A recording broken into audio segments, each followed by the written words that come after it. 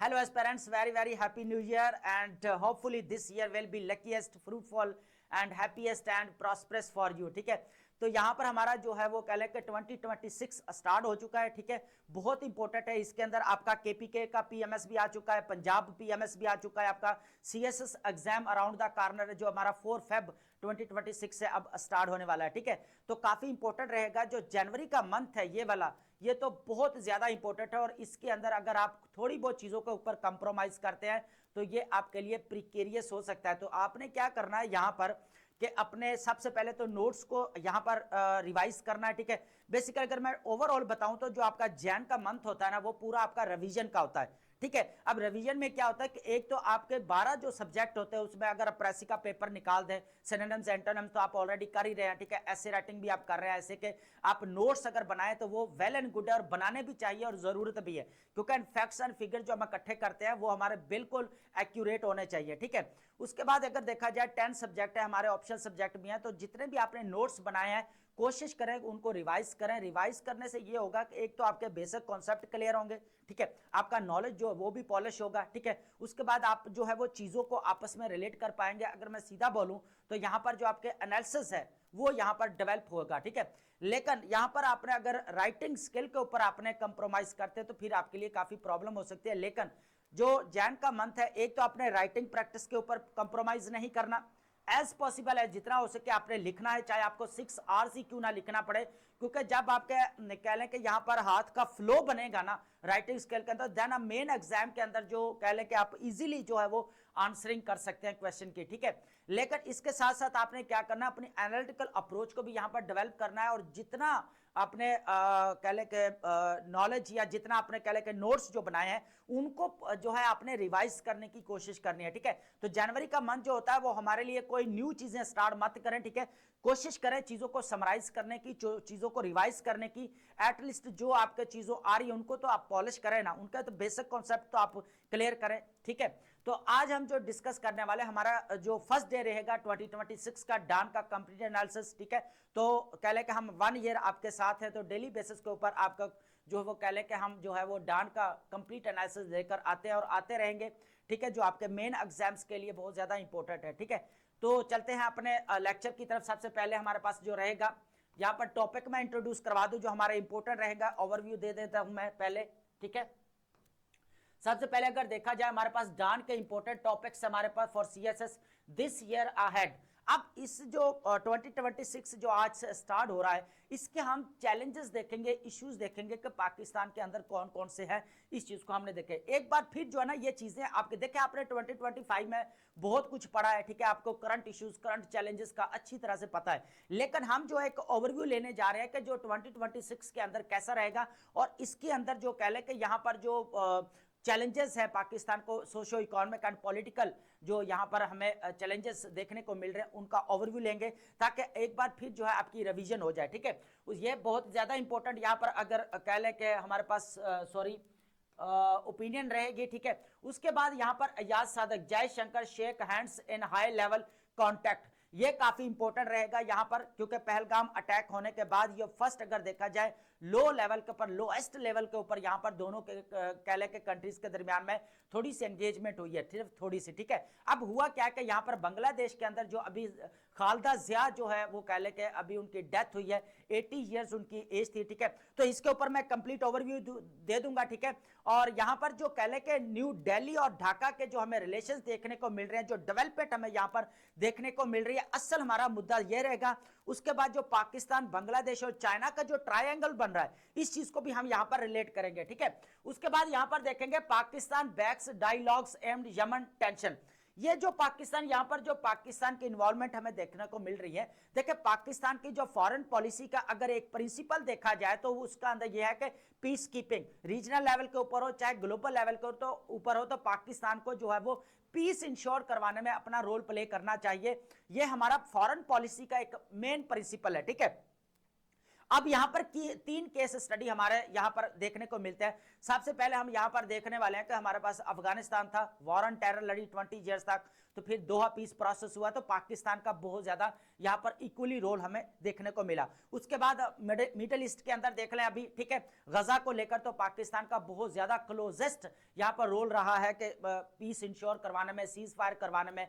इसके बाद अभी जो थर्ड अगर बात की जाए, यमन के अंदर जो सेक्टेरियन कह लें कि यहाँ पर इशू चल रहा है, यहाँ पर शिया सुन्नी वाला, और यहाँ पर अगर देखा जाए कुछ यहाँ पर सेपरेटिस्ट जो मूवमेंट स्टार्ट हुई है उनको लेकर यहाँ पर जो है यमन के अंदर जो है वो इंस्टेबिलिटी और क्योटिक सिचुएशन देखने को मिले। तो यहाँ पर पाकिस्तान ने सऊदी अरेबिया के साथ एंगेजमेंट करते हुए यहाँ पर कहा है कि बेसिकली हम किसी एक को सपोर्ट नहीं करते, हमारा पर्पस ये है कि यहाँ पर रीजनल स्टेबिलिटी होनी चाहिए, ठीक है। तो ये काफी इंपॉर्टेंट रहेगा, ये केस स्टडी रहेगा एज ए रेफरेंस देने के लिए, पाकिस्तान अफेयर हो चाहे हमारा करंट अफेयर हो। तो यहाँ पर पाकिस्तान के जो फॉरेन रिलेशंस है वो भी, उसका भी थोड़ा ओवरव्यू लेंगे, ठीक है। उसके बाद बात करने वाला है हाइब्रिड सेटअप इन पाकिस्तान। हाइब्रिड सिस्टम जो पाकिस्तान के अंदर रहा है, तो 2025 के अंदर जो पूरी असेसमेंट करने वाले हैं, ठीक है, जितना भी मॉडल है यहाँ पर हाइब्रिड सेटअप का या हाइब्रिड रूल का, इस चीज को हमने यहाँ पर अंडरस्टैंड करना है। नॉन इलेक्टेड इंस्टीट्यूशंस को भी देखेंगे, 27th अमेंडमेंट का भी थोड़ा सा ओवरव्यू लेंगे, 26th अमेंडमेंट का भी यहाँ पर ओवरव्यू लेंगे। तो ये इंपॉर्टेंट रहेगा हाइब्रिड सेटअप इन पाकिस्तान अगर बोला जाए तो इसका क्या करेंगे, यहाँ पर grip as a security prevails on over democracy and 2025। उसके बाद यहां पर देखने को मिल रहा है economic governance reforms, economic governance reforms, ये काफी इंपॉर्टेंट रहेगा, इस चीज को भी हमने डिस्कस करना है, ये पाकिस्तान का, ठीक है। उसके बाद China warns separatist against attempts for Taiwan independence. अब हो क्या रहा है कि ताइवान के अंदर जो इंडिपेंडेंस के लिए सेपरेटिस्ट यहाँ पर जो है वो कह लें कि ग्रुप्स यहाँ पर प्रोटेस्ट कर रहे हैं या वो सामने आया, ठीक है। लेकिन चाइना ने वार्न किया कि वन चाइना पॉलिसी के अकॉर्डिंग जो ताइवान है वो बेसिकली जो है वो चाइना का प्रोविंस है। लेकिन इसके ऊपर मैंने कंप्लीट डिटेल्ड लेक्चर जो है ऑलरेडी करंट अफेयर और पाकिस्तान अफेयर और इंटरनेशनल रिलेशंस की प्लेलिस्ट में दे दिया है, ठीक है। पूरा हिस्टोरिकल बैकग्राउंड मैंने डिस्कस किया इसका, ठीक है। ताइवान और चाइना का जो इशू है, वन चाइना पॉलिसी क्या है, उसके बाद यूएसए का क्या रोल है, जापान का क्या रोल है, तो ये मैंने कंप्लीटली उसका जो एनालिसिस किया है। तो अभी जो नई डेवलपमेंट्स हो रही है इस चीज को देखेंगे कि यहाँ पर जो कह लें कि जस्टिस मिशन 2025 जो यहाँ पर चाइना ने स्टार्ट किया है, इस चीज को भी देखेंगे, ठीक है। अब उसके बाद हमारे पास इंपोर्टेंट जो रहेगा वोकैब की हम लास्ट में एक लिस्ट डिस्कस करने वाले हैं, जो कह लें कि जितने भी हमारे इंपोर्टेंट डान के वर्ड्स होते हैं उनको हम यहाँ पर डेली बेसिस के ऊपर डिस्कस करते हैं, उर्दू मीनिंग में, इंग्लिश मीनिंग में और विद 2 सिनोनिम्स के साथ, ठीक है। चलते हैं अपने टॉपिक्स की तरफ। सबसे पहले हमारे पास जो रहेगा द ईयर अहेड, उस चीज को हम देखेंगे कि इसके अंदर बेसिकली जो चैलेंजेस है उनको कर्टेल कैसे किया जा सकता है, ये भी देखने वाले हैं, ठीक है। सबसे पहले जो अगर देखा जाए तो द ईयर अहेड अगर देखा जाए तो पाकिस्तान से ट्रिपल क्राइसिस, फर्स्ट नंबर पे टेररिज्म है, सेकंड नंबर इकोनॉमी है, थर्ड नंबर इरोडिंग राइट्स की जो बात की जा रही है, फंडामेंटल राइट्स की बात की जा रही है, ये तीनों चीजें यहाँ पर हमें देखने को मिल रही हैं, ठीक है। अब हो क्या रहा है कि Pakistan enters 2026 confronting 3 deeply entrenched crisis. सबसे पहले आप देखें यहाँ पर जो फ्रेजेस बनाए गए ना, ये काफी इंपॉर्टेंट है, ये चाहे आपके मेन क्वेश्चन के अंदर भी हेल्प कर सकते हैं, और आप ऐसे के अगर सब हेडिंग बना रहे हैं उसके अंदर भी हेल्प करेंगे, ठीक है। सबसे पहले यहाँ पर रहेगा resurgent terrorism threatening civil safety, ठीक है। अब देखें यहाँ पर होता क्या है, हम जो सब हेडिंग देते हैं ना उसके अंदर क्या करते हैं, रिसर्जिंग या टेररिज्म इन पाकिस्तान। अब इतना सा स्टेटमेंट नहीं है, लेकिन जब आप उसका आगे भी थोड़ा उसका इंपैक्ट या नेगेटिव इंपैक्ट भी बता देते तो वो ज्यादा पॉजिटिव जो है उसके ऊपर जो है इंपैक्ट पड़ता है। अब देखें यहाँ पर resurgent terrorism threatening civil safety, ठीक है, ये हमारे पास फर्स्ट फ्रेज आ गया। सेकंड हमारे पास क्या आएगा, परसिस्टेंट इकोनॉमिक फ्रैजिलिटी अंडरमाइनिंग डेवलपमेंट। अब ये सेकंड हमारे पास फ्रेज आ गया यहाँ पर, ठीक है। उसके बाद है systematic construction of fundamental rights weakening democratic foundation. तो अब ये हमारे पास थर्ड, तो ये 3 यहाँ पर फ्रेज बनाए गए हैं जो यहाँ पर चैलेंज है, इनको हम यहाँ पर डिस्कस करेंगे वन बाय वन। सबसे पहले यहाँ पर देखेंगे रिसर्जेंट टेररिज्म। अब हो क्या रहा है कि जो केपीके और बलूचिस्तान के अंदर जो हमें यहाँ पर जो क्रॉस बाउंड्री अगर देखा जाए मिलिटेंट्स ग्रुप्स के द्वारा यहाँ पर हमें जो है वो अटैक होते हुए नजर आते हैं। ठीक है, अब हो क्या रहा है कि यहाँ पर अभी भी अफगानिस्तान और कह लें कि पाकिस्तान के दरमियान में यहाँ पर जो है वो कह लें कि वॉर भी हुई है, 48 आवर्स वॉर। तो यह मैं पहले भी डिस्कस कर चुका हूँ। उसके बाद बन्नू है, नॉर्थ वजीरिस्तान है, नियर इस्लामाबाद डिस्कस कोर्स, ठीक है, डेमोस्ट्रेट। अभी जो इस्लामाबाद के अंदर यहाँ पर हमें अटैक जो हुआ वो भी नजर आता है यहाँ पर। ठीक है, तो नो लॉन्गर जियोग्राफिकल कंटेंट। ठीक है, अब देखा जाए तो पाकिस्तान के अंदर जो क्रॉस बाउंड्री यहाँ पर कह लें कि टेररिज्म बढ़ती हुई नजर आती है। ठीक है, बेसिकली मिलिटेंट्स ग्रुप्स हैं जितने उनकी वजह से। ठीक है, अब पाकिस्तान का अगर इंटरनल या एक्सटर्नल सिक्योरिटी को बड़ा जो चैलेंज हमें नजर आता है तो वो है टेररिज्म। अब टेररिज्म जो है वो आपको पता है, यू नो वेरी वेल, कि वो जो है अफगान तालिबान गवर्नमेंट जब से आई है तो उन्होंने जो जितने भी मिलिटेंट्स ग्रुप्स हैं उनके ऊपर कंट्रोल नहीं किया। तो पाकिस्तान की फर्स्ट डिमांड यही है। अभी दोहा के अंदर जो पीस प्रोसेस हुआ, जो दोहा के अंदर टॉक्स हुई हैं जो पीस को लेकर, कतर ने मीडिएटर रोल प्ले किया। ठीक है, उसके बाद यहाँ पर इस्तांबुल के अंदर 3 कह लें कि टाइम्स यहाँ पर जो है इनके दरमियान में यहाँ पर निगोशिएशंस हुए, लेकिन कोई पॉजिटिव यहाँ पर रिजल्ट नजर नहीं आया। ठीक है, अब हो क्या रहा है कि पाकिस्तान के एक ही डिमांड है कि यहाँ पर जो है वो रीजनल स्टेबिलिटी होनी चाहिए और मिलिटेंट्स ग्रुप्स को यहाँ पर ख़त्म करना चाहिए, टेररिज्म जो है यहाँ पर इसको यहाँ पर डी एस्केलेट करना चाहिए। ठीक है, अब हो क्या रहा है कि अफगानिस्तान की तरफ से अगर देखा जाए तो ताजिकिस्तान के भी काफ़ी जो है यहाँ पर तहफ़्फ़ुज़ात है, उनको भी यहाँ पर टेररिज्म का जो है वो इशू फेस करना पड़ रहा है। ठीक है, तो हम केस स्टडी जो है ताजिकिस्तान का यहाँ पर ऐड कर सकते हैं। ठीक है, उसके बाद हमारे पास रहेगा इकोनॉमिक फ्रैजिलिटी। अब हो क्या रहा है कि स्टेट ओन्ड एंटरप्राइजेस को यहाँ पर जो है वो देखा जाए तो प्राइवेटाइज किया जा रहा है। ठीक है, लेकिन इसके पीछे प्राइवेटाइजेशन करने के पीछे वजह ये भी नजर आती है कि पाकिस्तान के अंदर इकोनॉमिक इंस्टेबिलिटी हमें देखने को बहुत ज़्यादा मिलती है। ठीक है, हम वो डेप्थ में नहीं जा रहे, आपको भी पता है, आपने भी बहुत सारा लिटरेचर पढ़ा है, हम उसमें ज़्यादा नहीं जाएंगे। लेकिन ये है कि जो प्राइवेटाइज किया जा रहा है तो उसके पीछे रीज़न क्या है। एक तो इकोनॉमिक इंस्टेबिलिटी या इकोनॉमिक क्राइसिस हमें देखने को मिलता है, या इकोनॉमिक स्टैग्नेशन हमें देखने को मिलती है। ठीक है, तो उसको यहाँ पर जो है देखा जाए तो जितने भी स्टेट ऑफ इंटरप्राइजेस हैं बेसिकली वो आज तक जो है खसारे में जा रही हैं, उससे कोई जो अगर कह ले कि रेवेन्यू जनरेट होना चाहिए वो यहाँ पर होता हुआ हमें नजर नहीं आया, जिसकी वजह से फिर क्या किया यहाँ पर ऑलमोस्ट अगर बात की जाए तो 800 अरब जो है यहाँ पर कह ले के पीआईए का एनुअल जो है यहाँ पर लॉस हो रहा, तो जिसकी वजह से अब क्या किया गया, पीआईए को बेसिकली जो है 135 बिलियन रुपए में जो है इसको जो है वो आरफ हबीब को जो दे दिया गया। ठीक है, अब हो क्या गया, हो क्या रहा है बेसिकली यहाँ पर इकोनॉमिक जो इंस्टेबिलिटी हमें देखने को मिल रही है उसकी बड़ी रीजन हमें पता क्या है। सबसे पहले तो यहाँ पर एक्सपोर्ट्स, यहाँ पर जो इंडस्ट्रियल सेक्टर है वो स्ट्रेंथन नहीं किया जा रहा। ठीक है, तो मेन अगर बोला जाए ना, अगर आपका इंडस्ट्रियल सेक्टर ही वीक है तो आप अपनी एक्सपोर्ट्स को कैसे बढ़ाएंगे, क्वेश्चन इज दैट। एफडीआई को लेकर आएंगे, अब देखिए एफडीआई भी मैंने पूरा डिटेल लेक्चर बनाया उसके ऊपर कि हो क्या रहा है कि जब एफडीआई वाले बड़े सियाने हैं, उनको पता है कि जब इनको बेल आउट प्रोग्राम्स पाकिस्तान को मिल रहे हैं, ठीक है, एड्स मिल रही है, अब जैसे आसियान डेवलपमेंट बैंक क्या कर रहा है, आपका एनर्जी सेक्टर के लिए, स्टेट ऑफ इंटरप्राइजेस के लिए, क्लाइमेट रेजिलियंस के लिए, एग्रीकल्चर सेक्टर के लिए लोन दे रहा है ना। तो अब हो क्या रहा है कि एफडीआई वालों को ये पता है जो इन्वेस्टर्स आप इन्वेस्ट करेंगे जितना भी है वो प्रॉफिट कमा के अपने कंट्री में ले जाते हैं, और हम क्या करते हैं इधर क्या मिस्टेक करते हैं कि उनको सब्सिडी देते हैं जो सबसे ज्यादा हमारा लॉस होता है। ठीक है, अब वो सब्सिडी ही क्या करते हैं कि हमारा जो रेवेन्यू यहाँ पर जनरेट होता है, लेकिन हम वो सब्सिडी देकर क्या करते हैं, यहाँ पर सारा जो हमारा प्रॉफिट होता है वो नीचे चले जाता है। ठीक है, अब या हम प्रॉफिट जनरेट नहीं कर पाते। ठीक है, ये इशू आता है। तो ये सबसे बड़ा अगर देखा जाए यहाँ पर मेजर जो इशू आ रहे थे ये चीज़ है कि इकोनॉमिक फ्रेजिलिटी जो हमें देखने को मिल रही है। तो सबसे पीछे अगर देखा जाए यहाँ पर टैक्स रिफॉर्म्स की बात करते हैं, बार बार टैक्स बढ़ाएं टैक्स बढ़ाएं। टैक्स बढ़ाना सोल्यूशन नहीं है, एफडीआई बढ़ाना सोल्यूशन नहीं है ना। यहाँ पर सोल्यूशन जो है आपका इंडस्ट्रियल सेक्टर स्ट्रांग होना चाहिए, एक्सपोर्ट्स आपकी स्ट्रांग होनी चाहिए, आपका यूथ इतनी है 60 to 65%, उनको यहाँ पर इंपावर किया जाना चाहिए ताकि वो कह ले के एक रीढ़ की हड्डी है यूथ आपके, है ना। ये जो है ना आपके कह ले के जो फ्यूचर ऑफ नेशन है ना वो सारा यूथ के ऊपर डिपेंड करता है। तो ये इंपॉर्टेंट चीजें यहाँ पर। ठीक है, अब बात करेंगे श्रिंकिंग सिविल स्पेस की बात की जाए, इंटरनल शटडाउन हमें देखने को मिलती है, असेंबली रिस्ट्रिक्शंस देखने को मिलती है यहाँ पर, उसका फ्रीडम ऑफ स्पीच के ऊपर यहाँ पर हमें रिस्ट्रिक्शंस देखने को मिलती है। ठीक है, फंडामेंटल राइट्स यहाँ पर वायलेट होते हुए हमें यहाँ पर नजर आते हैं। तो ये चीजें यहाँ पर कंट्रोल करना पड़ेंगी। जो 2026 आ रहा है हमारे लिए, जो ईयर आ रहा है, तो इसके अंदर इसको जो है हमें क्या करना पड़ेगा, कर्टेल करना पड़ेगा। अब यहाँ पर अगर बात की जाए पाथ फॉरवर्ड की बात की जाए तो हमारे पास क्या रहेंगे, सबसे पहले तो अगर देखा जाए तो इकोनॉमिक रिफॉर्म्स होने चाहिए, ठीक है।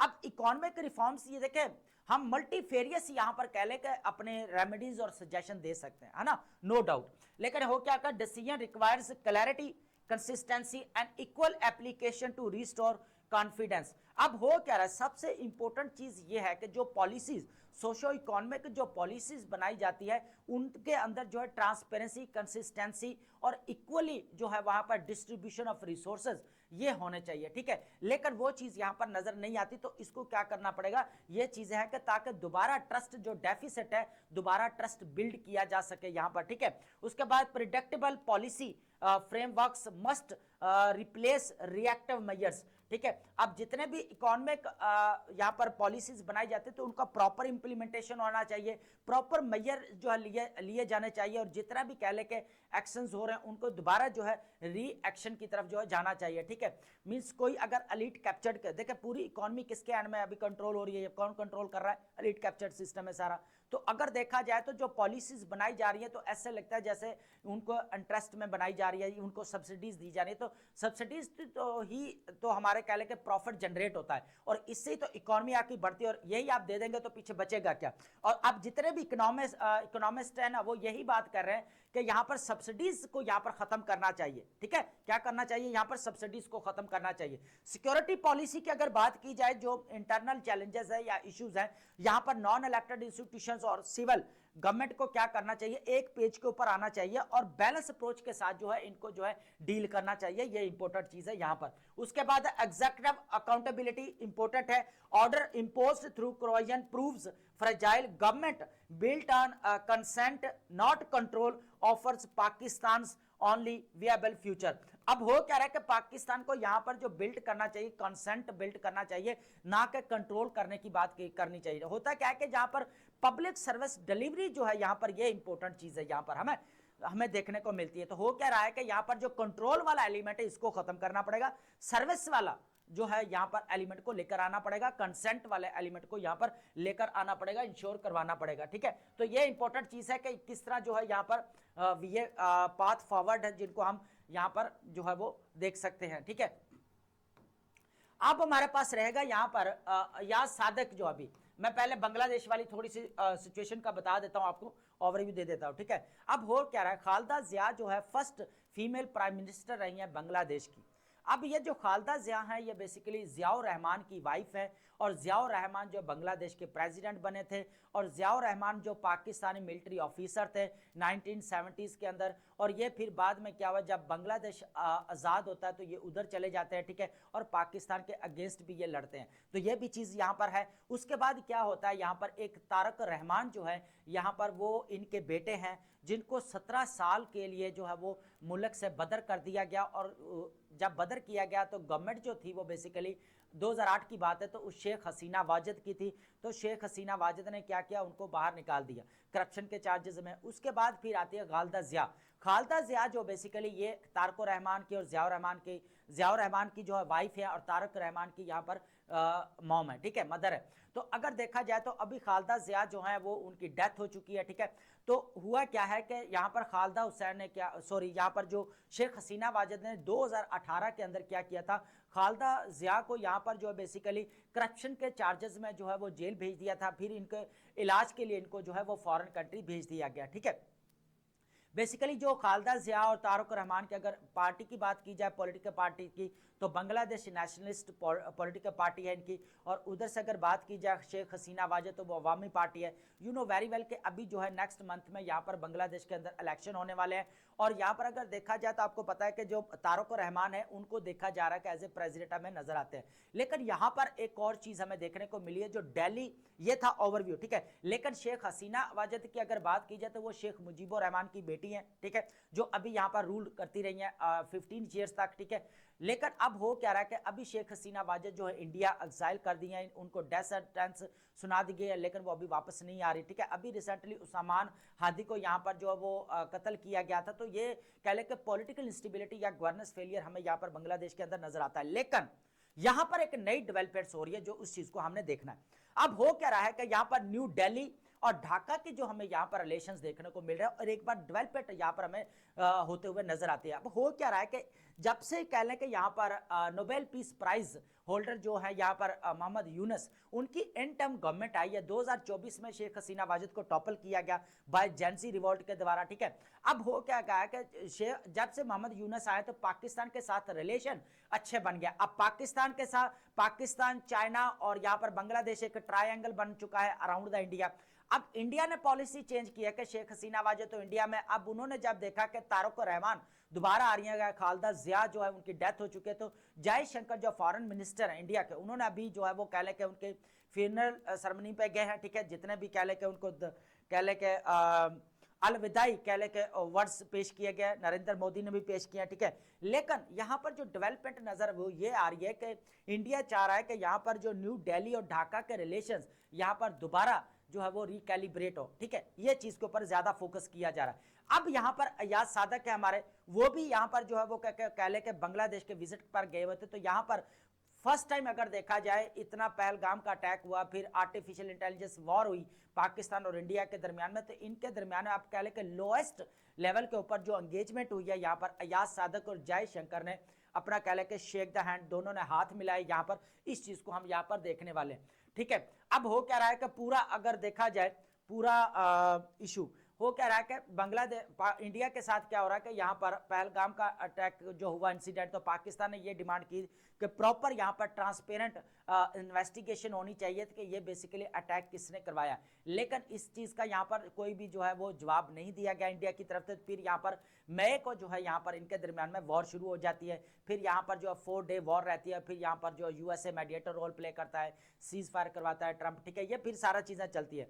उसके बाद अगर देखा जाए तो अब लोएस्ट लेवल के ऊपर दोनों कंट्रीज के दरमियान में एंगेजमेंट हुई। लेकिन एक चीज यहाँ पर यह भी आती है, पहलगाम अटैक होने के फौरन बाद जो है क्या करता है इंडिया, यूनिलैटरल एक्शन लेते हुए इंडस वाटर ट्रीटी को क्या करता है यहाँ पर सस्पेंड कर देता है। एक जो चीज हमें यहाँ पर ये भी नजर आती है। लेकिन अभी जो टोटल अगर बोला जाए यहाँ पर आर्बिट्रेशन जो कोर्ट है उसने बड़ा क्लैरिटी के साथ कहा है कि इंडिया ने जो यूनिलैटरल एक्शन लिया है वो नहीं लेना चाहिए था, ठीक है। अब हो क्या रहा है कि जो ढाका और जो कह लें कि यहाँ पर न्यू दिल्ली है वो दोबारा जो है री एंगेजमेंट की यहाँ पर जो है वो बात कर रहे हैं, ठीक है। तो अब देखा जाए तो पाकिस्तान और बांग्लादेश और चाइना का तो ट्रायंगल है। तो अब देखना यह है कि अब क्या यहाँ पर चैलेंज फेस करना पड़ सकता है। अब यहाँ पर ये इंडिया देखे पॉलिसी को चेंज किया यूएसए का, जब उसको पता कि वाशिंगटन के साथ रिलेशन खराब हो रहे हैं, डिसफंक्शन हो रहे, तो उसने रशिया के साथ रिलेशन को अच्छा कर लिया। अब उसको पता है कि बांग्लादेश के साथ रिलेशन खराब हुए तो पाकिस्तान के बांग्लादेश के साथ रिलेशन अच्छे हो रहे हैं, तो इन्होंने भी अपना क्या किया यहाँ पर डेवलपमेंट करना स्टार्ट कर दिया। अभी जयशंकर जो है वो बांग्लादेश के अंदर थे, अभी वेंसडे को जो बात कर रहे हैं हम, कल 31 दिसंबर को। तो अगर देखा जाए तो फिर जो है वो कह लें कि अयाज सादक और इन दोनों के दरमियान में यहाँ जो है वो हैंडशेक होते दोनों के दरमियान में। लेकिन कोई नई डेवलपमेंट्स अभी तक हमारे सामने नहीं आती। तो ये पूरा ओवरव्यू था इस चीज का जो हमने लिया, ठीक है। अब बात करेंगे यहाँ पर हमारे पास रहेगा Pakistan backs dialogue amid Yemen tension, ठीक है। अब जो यमन देखिए, यमन के अंदर जो मेन इशू जो चल रहा है वो यहाँ पर जो है वो हाउदी जो मूवमेंट यहाँ पर उनको लेकर है, सेपरेटिस्ट मूवमेंट चल रही है। यहाँ पर सेक्टेरियनिज्म हमें देखने को मिलता है, शिया सुन्नी वाला जो कॉन्फ्लिक्ट हमें देखने को यहाँ पर मिलता है। अब हो क्या रहा है कि यहाँ पर जो अभी कह लें कि पाकिस्तान अब पाकिस्तान की फॉरेन पॉलिसी की बात की जाए तो उसका एक मेन प्रिंसिपल ये है कि रीजनल लेवल के ऊपर हो चाहे ग्लोबल लेवल के ऊपर हो, तो पाकिस्तान को हमेशा जो अपनी पॉलिसी के अंदर बात करनी चाहिए पीस कीपिंग, पीस को इंश्योर करवाने की बात करनी चाहिए, ठीक है, पीस को लाने की बात करनी चाहिए। तो यहाँ पर हमने पहले देखे वॉर ऑन टेरर हुई, 20 ईयर्स तक वॉर लगी रही अफगानिस्तान के अंदर, तो पाकिस्तान ने मेडिएटर रोल प्ले किया अच्छी तरह और दोहा पीस प्रोसेस हुआ यहाँ पर, ठीक है। उसके बाद यहाँ पर जो है वो कह लें कि विड्रॉ किया यूएस फोर्सेज ने। उसके बाद गजा के अंदर देखा जाए तो अभी जो जितने भी कह लें कि मिडिल ईस्ट के अंदर देखा जाए तो पाकिस्तान ने फिर जो एक बार अपनी पॉलिसी का जो एक प्रिंसिपल है उसको दोबारा जो है वो कह लें कि इंश्योर करवाया यहाँ पर कि पाकिस्तान वाकई चाहता है कि रीजनल लेवल के ऊपर पीस हो, ठीक है, पीस स्टेबिलिटी की बात करता है, रीजनल स्टेबिलिटी की बात करता है। तो यहाँ पर अगर देखा जाए तो अभी सऊदी अरेबिया के साथ जो है वो रिलेशन अभी यहाँ पर हमें डिफेंस पैकेट जो है वो देखने को मिला पाकिस्तान और सऊदी अरेबिया के दरमियान। अगर यहाँ पर देखा जाए पाकिस्तान के फॉरेन रिलेशन काफ़ी अच्छे जा रहे हैं, चाहे सेंट्रल एशिया के साथ हो, उज्बेकिस्तान, तुर्कमानिस्तान, चाहे हमारे मिडिल ईस्ट के जॉर्डन है, लीबिया है, ठीक है, इजिप्ट है, तो इनके साथ अगर देख रहे हो ईरान है। उसके बाद अगर बात की जाए यहाँ पर सऊदी अरेबिया के साथ देख ले, यहाँ पर बहरीन के साथ देख ले, कतर, यूएई के अभी जो है यहाँ पर प्रेसिडेंट ने विजिट किया। उसके बाद अगर देखा जाए तो यूरोपियन कंट्रीज के साथ पाकिस्तान का रिलेशन, तो 10 जो ग्लोबल पावर्स है रिलेशंस पाकिस्तान के, वो मैंने अपने जो करंट अफेयर्स की प्ले लिस्ट है उसमें वो लेक्चर कवर कर दिया कि पाकिस्तान के 10 ग्लोबल जो पावर्स है उनके साथ जो पाकिस्तान का रिलेशंस है वो मैंने डिटेल्ड यहाँ पर डिस्कस किए हुए हैं। तो वो आपने लेक्चर लाजमी लेना है, मैं प्ले लिस्ट का लिंक जो है वो लाजमी जो डिस्क्रिप्शन में दे दूंगा, ठीक है। अब हो क्या रहा है यहाँ पर पाकिस्तान रीजनल डिप्लोमेसी की बात की जाए, सोलिडेरिटी एंड डायलॉग की बात कर रहा है पाकिस्तान हमेशा, ठीक है। अब बात की है यहाँ पर Pakistan enforces its commitment to regional peace and stability की बात करता है। ये सारी चीज यहाँ पर है, expressing solidarity with Saudi Arabia and advocating for dialogue in Yemen evolving geopolitical dynamics. तो इस चीज को यहाँ पर देखना है कि पाकिस्तान अपना चाहता है कि रीजनल लेवल का पीस और स्टेबिलिटी होनी चाहिए। तो अगर देखा जाए सॉलिडेरिटी विद सऊदी अरेबिया, ठीक है, Pakistan reaffirms its unwavering commitment to the security and territorial integrity of kingdom of Saudi Arabia, support for Yemen, Islamabad reiterates strong support for Yemen unity and territorial integrity. अब यहाँ पर वो पाकिस्तान का purpose ये है कि देखें, अब पाकिस्तान के साथ ईरान के रिलेशन अच्छे हो रहे हैं, ठीक है, तो पाकिस्तान यहाँ पर ये नहीं लेगा कि हम उसको सपोर्ट कर रहे हैं। यहाँ पर जो हमारा ओवरऑल मुद्दा जो रहेगा वो रीजनल पीस एंड स्टेबिलिटी की आप बात करेंगे, ठीक है। उसके बाद यहाँ पर जो है वो यमन यूनिटी और टेरिटोरियल इंटेग्रिटी की यहाँ पर बात की गई है, ठीक है। उसके बाद call for restraint, Pakistan oppose unilateral action that escalate regional tension and underscores. लेकिन यहाँ पर पाकिस्तान यमन के अंदर जो यूनिलैटरल एक्शंस यहाँ पर हो रहे हैं, लेकिन पाकिस्तान उनके ऑपोजिट है, उनको यहाँ पर फेवर नहीं कर रहा। तो यहाँ पर रीजनल पीस और स्टेबिलिटी की पाकिस्तान बात कर रहा है, ठीक है। तो ये बैलेंस अप्रोच है और ये ठीक है। हाई लेवल एंगेजमेंट की बात की जाए तो यहाँ पर प्राइम मिनिस्टर शहबाज शरीफ साहब क्या करते हैं, discuss regional situation with crown prince जो है मोहम्मद बिन सलमान, उनके साथ and Saudi ambassador, fostering bilateral tie की यहाँ पर बात की गई है। उसके बाद strengthening bilateral ties, both nations क्या कर रहे हैं, ये reaffirms their commitments to long standing relations and expanding cooperation. उसके बाद एरियाज ऑफ म्यूचुअल इंटरेस्ट, तो दोनों कंट्रीज के दरमियान में अगर सऊदी अरेबिया और पाकिस्तान का देखा जाए तो अभी स्ट्रेटेजिक डिफेंस पैकेट भी हुआ दोनों कंट्रीज के दरमियान में।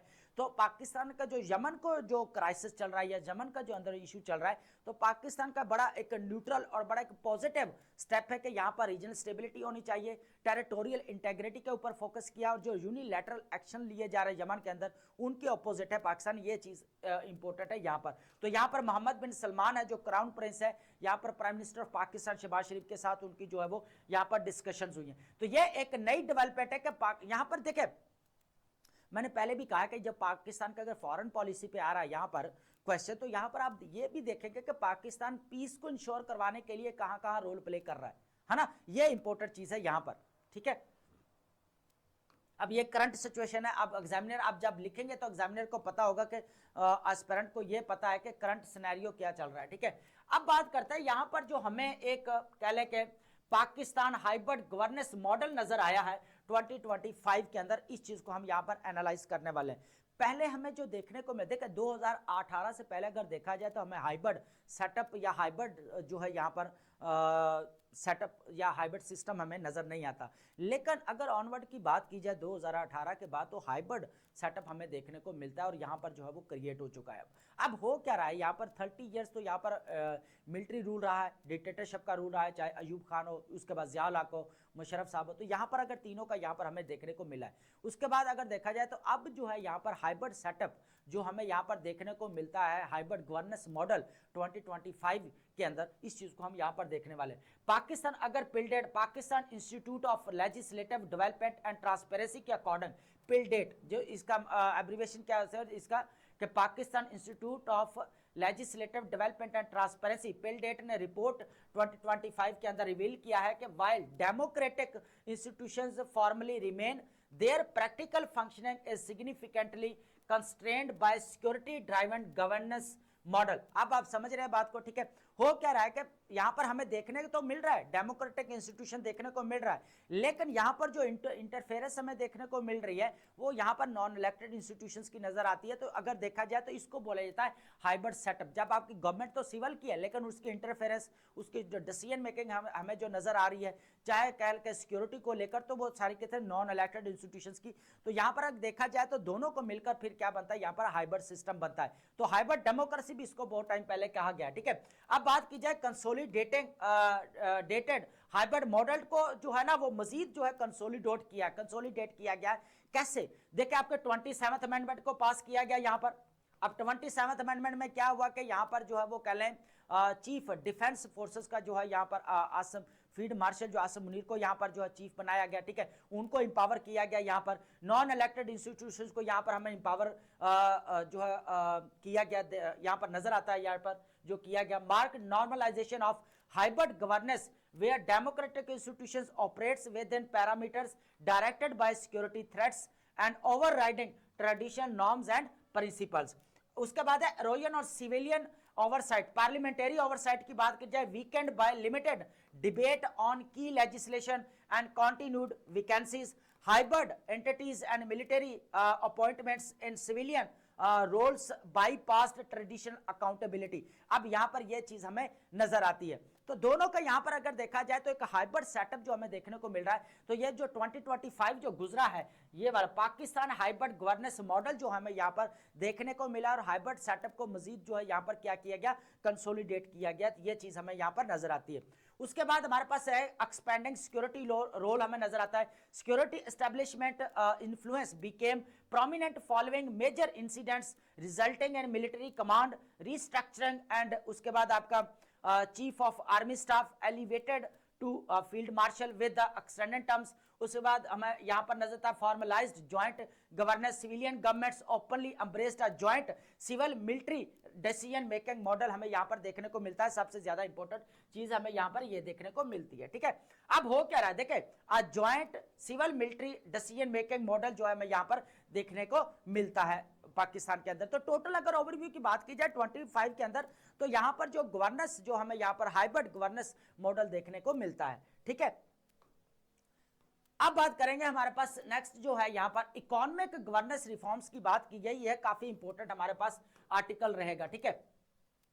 Pakistan economic reforms from crisis to growth की अगर बात की जाए तो यहां पर प्राइम मिनिस्टर शहबाज शरीफ कहते हैं कि has announced the government economic governance reform जो है यहां पर रिफॉर्म्स अनाउंस किए, marking a significant shift from economic fire fighting and to focus on sustainable growth. After 2 years challenging decisions, Pakistan claims to have restored macro economic stability, यहां पर जो है वो रिस्टोर होते हुए हमें नजर आई है। इन्फ्लेशन की अगर बात की जाए तो अब 4.5% पे स्टैंड कर रही है, जो कि कहां पर थी 29.2% पे। ऑलमोस्ट अगर बात की जाए 30% पे जो है यहाँ पर आपकी इन्फ्लेशन जो स्टैंड कर रही थी, जो अभी कितने 4.5% पे है। उसके बाद फॉरेक्स रिजर्व की बात की जाए तो 9.2 बिलियन थे, जो अभी कितने हैं 21 बिलियन डॉलर हमें नजर आता है। जीडीपी की अगर बात की जाए तो हमें 3.71% यहां पर नजर आता है। टैक्स टू अगर बात की जाए GDP ratio highest in 25 year हमें नजर आता है, ठीक है।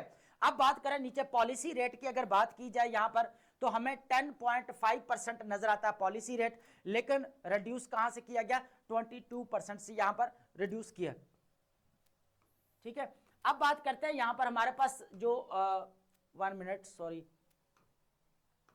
देखने को मिलता है रिफॉर्म्स कंप्राइज 142 एक्शन जो है यहां पर बेसिकली ओवरऑल अगर देखा जाए तो कितने लिए गए रिफॉर्म्स, यहां पर 142 जो है यहां पर रिफॉर्म्स लिए गए एंड इंक्लूडेड 59 प्रायोरिटी एरियाज। उसके बाद to be implemented by 58 institutions है, दिस होम ग्राउंड है। उसके बाद agenda aims to embed stability and able private and sector lead growth. अब यहां पर अगर देखा जाए ओवरऑल अगर रिफॉर्म्स की बात की जाए तो 142 एक्शंस हमें यहां पर देखने को मिलते हैं, जिसमें से 59 जो है मैम प्रायोरिटी एरिया से नजर आते हैं और 58 इंस्टीट्यूशंस हमें यहाँ पर जो है वो इंप्लीमेंट जो किए गए वो नजर आते हैं। तो फिजिकल डिसिप्लिन रेवेन्यू की बात की जाए यहाँ पर तो कंजक्टिव प्राइमरी सरप्लस अभी जो स्टैंड कर रहा है 26% हमें यहाँ पर ग्रोथ देखने को मिली है यहाँ पर टैक्स कलेक्शन में 2025 के अंदर, ठीक है, जो एक बहुत ज्यादा लार्ज स्केल पर है, ठीक है। उसके बाद प्राइवेटाइजेशन और स्टेट ऑन इंटरप्राइज की बात की जाए तो पीआईए को अभी आपको पता है कि प्राइवेटाइज कर दिया गया है, और मजीद जितने भी स्टेट ऑन इंटरप्राइजेस है उनके ऊपर काम जारी है, वो अंडर प्रोसेस है, उनको या प्राइवेटाइज किया जाएगा या उनके ऊपर इन्वेस्टमेंट करके उनको अपलिफ्ट किया जाएगा।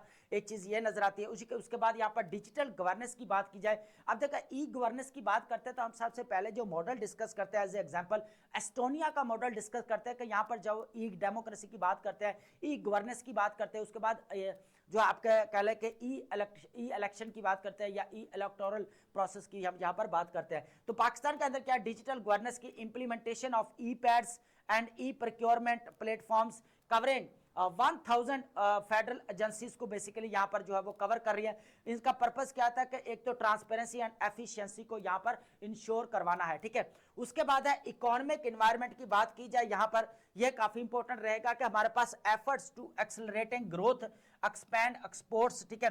एक तो आपने ग्रोथ रेट को एक्सेलरेट करना है, फिर अपने एक्सपोर्ट्स को बढ़ाना है। उसके बाद हमें यहाँ पर simplify regulations to make Pakistan a for easier place for business, और रेगुलेशन इस तरह के बनाने हैं कि जो बिजनेस के लिए जो वो इजी हो सके, लोग यहाँ पर बिजनेस कर सके। तो यहाँ पर हमें जो चीजें नजर आती है, एक तो फिजिकल डिसिप्लिन और रेवेन्यू, डिजिटल गवर्नेंस, उसके बाद यहाँ पर privatisation and state owned enterprises, उसके बाद यहाँ पर इकोनॉमिक एनवायरनमेंट हमें यहाँ पर देखने को मिलता है। तो ये है हमारे नजर आते इकोनॉमिक गवर्नेंस रिफॉर्म्स, ठीक है। अब जो हमारे पास जो रहेगा कंप्लीट, मैं अगर बात करूं यहाँ पर इस इशू की, तो मैंने पहले इसका जो है वो प्ले लिस्ट में लेक्चर कंप्लीट कवर किया हुआ है। चाइना ताइवान जो कॉन्फ्लिक्ट है आइलैंड को लेकर है या स्टेट ऑफ ताइवान जो इनके दरमियान में दोनों कंट्रीज को लेकर 3 टाइम वहां पर कॉन्फ्लिक्ट हो चुका है। चाइना ये कहता है कि वन चाइना पॉलिसी के अकॉर्डिंग जो ताइवान है वो चाइना का प्रोविंस है, लेकिन अब यहाँ पर जापान के भी इंटरेस्ट नजर आ रहे हैं और यूएसए के भी इंटरेस्ट नजर आ रहे हैं। अब यूएसए ने जो है $11 बिलियन के यहाँ पर आर्म्स सेल करने की बात की है ताइवान को, लेकिन उल्टा चाइना ने क्या किया कि जितने भी 20 डिफेंस फर्म्स हैं जो यूएसए की, उनके ऊपर सैंक्शंस लगा दिए हैं कि आप जो है यहाँ पर इलीगल जो है वो क्या कर रहे हैं, ताइवान को जो है वो आर्म्स सेल कर रहे हैं। तो ये हमने लास्ट जो है यहाँ पर एनालिसिस किया तो उसके अंदर हमने डिस्कस किया था, ठीक है। आज जो बात कर रहे हैं ये basically China wants separatist against attempts for Taiwan independence. China या बेसिकली कह रहा है जस्टिस मिशन 2025 ये एक मिलिट्री एक्सरसाइजेज है जो यहाँ पर ताइवान के साथ जो इन्होंने स्टार्ट की है, ताइवान के साथ नहीं है, ताइवान के नजदीक स्टार्ट की है यहाँ पर, तो अराउंड द ताइवान हो क्या रहा है कि ये जस्टिस मिशन जो 2025 है बेसिकली यहाँ पर जितने भी सेपरेटिस्ट कह ले के मूवमेंट्स यहाँ पर डेवलप हो रही हैं या एस्केलेट हो रही है ताइवान के अंदर, उसको यहाँ पर खत्म करना, क्योंकि चाइना कहता है कि वन चाइना पॉलिसी का अकॉर्डिंग जो ताइवान है वो यहाँ पर प्रोविंस है। तो इसका पूरा मैंने हिस्टोरिकल बैकग्राउंड और इसका करंट सिनेरियो, यूएसए का इंटरेस्ट, जापान के इंटरेस्ट, ये मैं पूरा मैप के जरिए जो मैंने समझाया हुआ है वो आपको करंट अफेयर, पाकिस्तान अफेयर और इंटरनेशनल रिलेशंस के प्ले लिस्ट में लेक्चर आपको मिलेगा, ठीक है। जहाँ पे ईस्ट चाइना सी है, साउथ चाइना सी है, इंडो पैसिफिक यहाँ पर मैंने डिस्कस किया, उसके बाद चाइना जापान का जो टसल चल रहा है उसको डिस्कस किया, फिर जो है यहाँ पर चाइना ताइवान को मिले जाए, तो पूरा यहाँ पर अगर देखा जाए मैंने ज्योग्राफिकल जो है कवर किया। अब बात करेंगे बीजिंग जो यहाँ पर जस्टिस मिशन है, military exercises simulating Taiwan blockade and अजॉर्ट एस्केलेटिंग रीजनल टेंशन। अब हो क्या रहा है कि दोनों कंट्रीज के दरमियान में यहाँ पर जो है वो टेंशन एस्केलेट हो रही है। अब जापान कह रहा है कि अगर चाइना ताइवान के ऊपर अटैक करता है या इसको कैप्चर करने की कोशिश करता है तो हम इसको रिटेलिएट करेंगे या रिटेलिएशन का सामना करना पड़ेगा चाइना को। अब जापान क्यों कहता है, देखिए जापान जो संकाकू आइलैंड है ना, अब संकाकू आइलैंड के ऊपर अगर देखा जाए तो चाइना क्लेम करता है कि ये संकाकू आइलैंड मेरा है। अब संकाकू आइलैंड को जो क्लेम किया जा रहा है वो 1970s में किया जा 1970 में, उससे पहले तो चाइना क्लेम नहीं करता था। जब चाइना को पता चला कि जापान यहाँ पर जो है वो कह ले कि जितने भी रिसोर्सेज है नेचुरल रिसोर्स उनको यहाँ पर एक्सट्रैक्ट करने की बात कर रहा है, तो यहाँ पर फिर जो है चाइना ने क्लेम करना शुरू कर दिया। अब संकाकू के अंदर अगर देखा जाए तो ताइवान और जापान ने जो है जॉइंट मिलिट्री एक्सरसाइजेज भी की है। यहाँ पर जो है वो कह ले के जितने भी कह ले के यहाँ पर प्लेटफॉर्म बनाया है, तो ताइवान और इन्होंने जापान ने मिलकर, तो अगर अब चाइना यहाँ पर इसको अटैक करता है, तो यहाँ पर ताइवान के ऊपर या कैप्चर करने की कोशिश करता है, तो जापान के जितने भी मिलिट्री बेसेस है या जो इन्होंने प्लेटफॉर्म बनाए, तो उनके ऊपर भी फिर चाइना कब्जा करेगा। तो इस तरह करके जो इनका इशू यहाँ पर बढ़ता हुआ हमें नजर आता है, ठीक है। सिमुलेटेड ब्लॉकेड की बात की जाए, लाइव फायर ड्रिल्स है, नेवल शिप है, aircraft simulated a full blockade of Taiwan की पोर्ट्स, ठीक है। उसके बाद Beijing warning president Xi declared reunification unstoppable with PLA, जो यहाँ पर हमें लिबरेशन आर्मी नजर आती है, want to thwart independence and external intervention. अब एक्सटर्नल इंटरवेंशन की जो बात की जा रही है, जापान और USA की बात की जा रही है, ताइवान रिस्पॉन्स क्या कर रहा है, प्रेसिडेंट है जो ताइवान के लई कहते हैं कि significant risk and the defence ministry prepared appropriate response. और यहाँ पर अगर देखा जाए तो ताइवान के जो प्रेसिडेंट है लेई, उन्होंने बड़ा क्लैरिटी के साथ कहा कि ताइवान रेडी है इसको जो रिटेलिएट करने के लिए। इंटरनेशनल कंडेमनेशन की बात की जाए तो Australia Japan condemned destabilising drills and China called the criticism irresponsible. तो अगर देखा जाए तो ये जो कह लें कि जस्टिस मिशन 2025 जो स्टार्ट किया जा रहा है मिलिट्री एक्सरसाइज है, तो इसके अगेंस्ट चाइना यहाँ पर हमें यहाँ पर जो नजर आता है जापान, ऑस्ट्रेलिया और USA हमें इसके अगेंस्ट नजर आता है। तो ये एक नई डेवलपमेंट है, इसको लाजमी जो है आपने जो है वो नोट डाउन करना है, ठीक है। अब बात करते हैं, हमारे पास रहेंगे इंपॉर्टेंट, हमारे पास वोकैब के वर्ड्स रहेंगे जिनको हम डिस्कस करते हैं, ठीक है। सबसे पहले जो हमारे पास वर्ड रहेगा काफी इंपॉर्टेंट है और न्यू वर्ड भी हमारे पास, इंट्रिकेसी। इंट्रिकेसी का मतलब होता है कॉम्प्लेक्स डिटेल, क्या होना, एक पेचीदा किस्म की जो है ना वो डिटेल होना, ठीक है, पजल कर देने वाली। तो यहाँ पर अगर देखा जाए पेचीदगी, कॉम्प्लेक्सिटी की अगर बात की जाए, ठीक है। उसके बाद हमारे पास आता है टिंज। टिंज का मतलब होता है अ स्लाइट अमाउंट, और ट्रेस को बोला जाता है हल्की सी झलक या मिलावट, हिंट या ट्रेस को बोला जाता है, ठीक है। हाइबरनेशन, हाइबरनेशन इंपॉर्टेंट वर्ड है हमारे पास, ठीक है, सिनोनिम्स और एंटोनिम के लिए। इंट्रिकेसी भी इंपॉर्टेंट वर्ड है हमारे पास सिनोनिम एंटोनिम के लिए, ठीक है। उसके बाद स्टेट ऑफ इनएक्टिविटी और डोरमेंसी। डोरमेंसी का मतलब होता है यहाँ पर सुस्त रफ्तार में या बिल्कुल सुस्त हो जाना, ठीक है, गैर फाल हो जाना, इनएक्टिविटी, ठीक है। ट्रेवरेस्ट, ट्रेवरेस्ट इंपॉर्टेंट वर्ड रहेगा यहाँ पर हमारे पास, ट्रेवरेस्ट। ट्रेवरेस्ट का मतलब होता है ट्रेवल्ड अक्रॉस, ठीक है, अबूर करना या क्रॉस करना या पास करना, ठीक है, ट्रेवरेस्ट का मतलब है। एक्सुडेड, एक्सुडेड का मतलब होता है गिव ऑफ आर रिलीज्ड, ठीक है, खारिज करना, एमिटेड या ऊज्ड करना, खारिज करना, ठीक है। कलनरी, कलनरी का मतलब होता है यहाँ पर रिलेटेड टू कुकिंग और कसीना, खाना पकाने से मतलब इसको बोला जाता है गैस्ट्रोनोमिक या किचन के हवाले से, ठीक है। उसके बाद हमारे पास है लेसरेशन, सॉरी लेसरेशन। लेसरेशन का मतलब होता है यहाँ पर अ डीप कट और टेयर, ठीक है, गहरा जख्म या गैश या कट को बोला जाता है लेसरेशन। लेसरेशन इंपॉर्टेंट वर्ड है हमारा, ठीक है, इसको लाजमी नोट डाउन करना, ठीक है। अब बात करते हैं जो हम राइटिंग स्किल के अंदर जो वर्ड यूज करते हैं, स्काई रॉकेटिंग। जैसे हम कहते हैं कि इकोनॉमिक, यहाँ पर स्काई रॉकेटिंग, इन्फ्लेशन, देखिए ये जो वर्ड हमने लास्ट यूज किए थे, ये हमारे पास इन्फ्लेशन, स्काई रॉकेटिंग, बढ़ती हुई यानी कि इन्फ्लेशन की बात करते थे, ठीक है, महंगाई की। यहाँ पर अगर देखा जाए तो राइजिंग, वेरी रैपिडली, तेजी से बढ़ना, सोरिंग या सर्जिंग। जैसे हम एस्केलेटिंग कह सकते हैं, इंक्रीजिंग कह सकते हैं, राइजिंग कह सकते हैं, ठीक है, राइजिंग कह सकते हैं। उसके बाद एक्सेलरेटिंग है, ठीक है, एस्केलेटिंग है, इंक्रीजिंग है, तो इस तरह सर्जिंग है। तो ये जो है ना स्काई रॉकेटिंग, इसके लिए यूज किया जाता है। तो ये आपने राइटिंग स्किल के अंदर आप इसको यूज कर सकते हैं कि किस तरह इन्फ्लेशन, स्काई रॉकेटिंग हो रही है, ठीक है, बढ़ रही है, ठीक है। उसके बाद रहेगा चॉपिएस्ट। चॉपिएस्ट का मतलब होता है मोस्ट रफ और अनइवन, ठीक है, बिल्कुल गैर हमवार रास्ते को बोला जाता है, ठीक है। उसके बाद है इंतहाई हंगामा, रफेस्ट या टर्बुलेंट, ठीक है, परेशान कर देने वाला, ठीक है, रास्ता। उसके बाद ब्रूइंग, ब्रूइंग का मतलब होता है यहाँ पर डेवलपिंग और फॉर्मिंग, पनपता हुआ या तैयार होता हुआ, डेवलपिंग या फॉर्मिंग।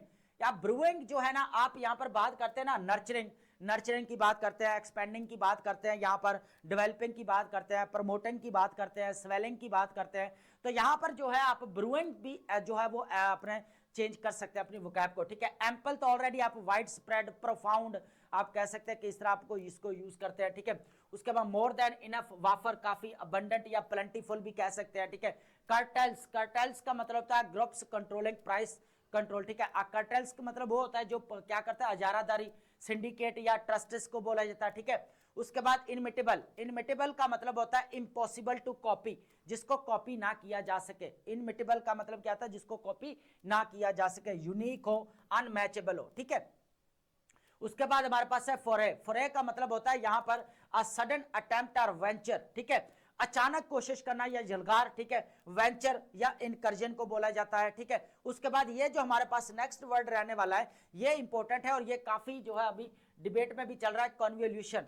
कन्वोल्यूशन का मतलब होता है यहां पर अ कॉम्प्लेक्स ट्विस्ट और फोल्ड, पेचीदगी बोला जाता है इसको, ठीक है, कॉम्प्लेक्सिटी बोला जाता है, इंटेंजलमेंट इसको बोल सकते हैं, ठीक है। कन्वोल्यूशन जो है बेसिकली कॉम्प्लेक्सिटी को बोला जाता है, ठीक है। कन्वोल्यूशन को जो है आप जो है यहाँ पर अपने वोकैब में यूज कर सकते हैं, राइटिंग स्किल में भी यूज कर सकते हैं। फ्रॉदिंग वर्ड हमारे पास क्या है, फ्रॉदिंग, फ्रॉदिंग का मतलब होता है covering, covered with form and bubbles, ठीक है, झाग आ जाना मुंह में, ठीक है, फॉर्मिंग या बबल, ठीक है। उसके बाद है मॉलिंग, मॉलिंग का मतलब होता है अटैकिंग और इंजरिंग बैडली, ठीक है, बुरी तरह जख्मी कर देना। मॉलिंग का मतलब क्या होता है, बुरी तरह जख्मी कर देना, असॉल्टिंग अटैक कर देना या मैंगलिंग कर देना। मीरियड ऑलरेडी आपको पता है, मीरियड का मतलब होता है बहुत ज्यादा, मल्टीफेरियस, मल्टीफैक्टेड कह सकते हैं, न्यूमरस कह सकते हैं, ठीक है आप। उसके बाद आप काउंटलेस कह सकते हैं इसको। तो मीरियड ऑलरेडी हम राइटिंग स्किल के अंदर यूज करते हैं, मल्टीफैक्टेड, मल्टीफेरियस, मीरियड, न्यूमरस, काउंटलेस, ये जो हम वोकैब की वेरिएशन लेकर आ सकते हैं अपनी राइटिंग स्किल के अंदर। तो ये इंपॉर्टेंट रहेगा यहाँ पर हमारे पास वर्ड्स। ये कन्वोल्यूशन जो है आपने लाजमी जो है आपने यहाँ पर नोट डाउन करना और काफी इंपॉर्टेंट वर्ड है हमारे पास ये वाला, ठीक है।